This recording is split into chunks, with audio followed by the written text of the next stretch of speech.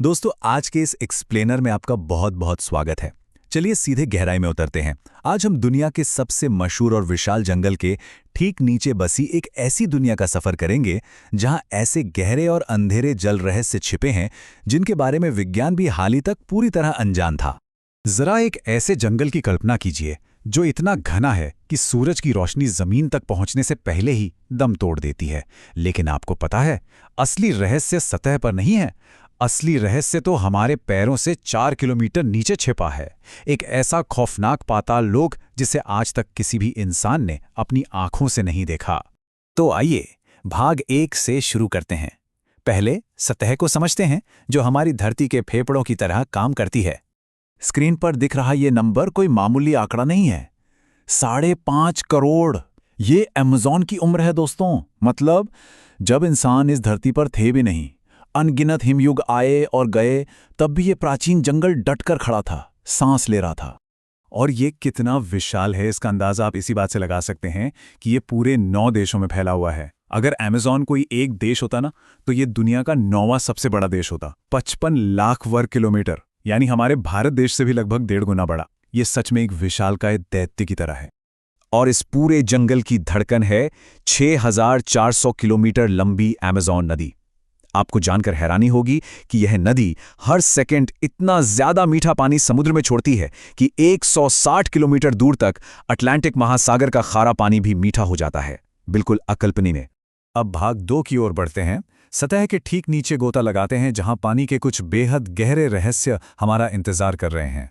सिर्फ इस एक नदी में मछलियों की 3,000 से भी ज्यादा प्रजातियां पाई जाती हैं। जरा तुलना करके देखिए, अगर आप पूरे यूरोप की सभी नदियों को एक साथ मिला लें तो भी अमेज़न में उससे 6 गुना ज्यादा प्रजातियां हैं।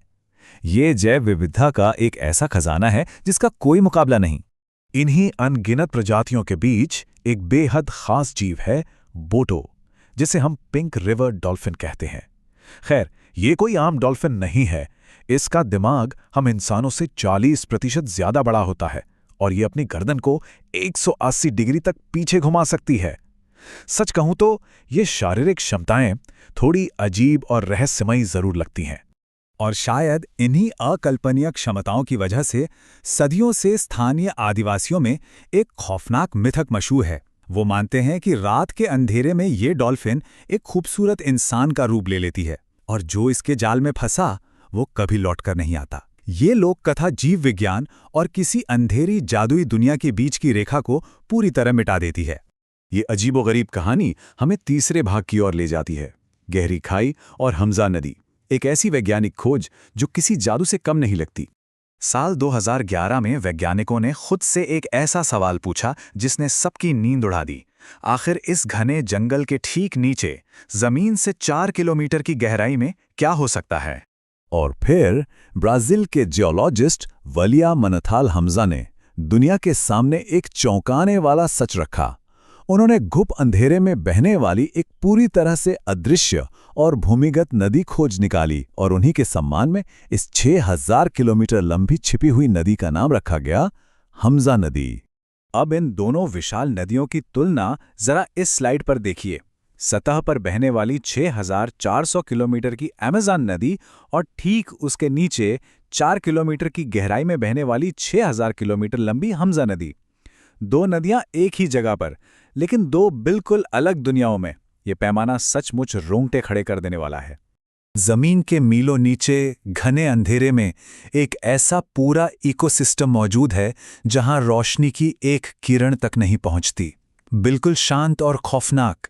तो अब सवाल ये उठता है कि उस अंधी खाई में, उस घुप अंधेरे में किस तरह के जीव तैर रहे होंगे।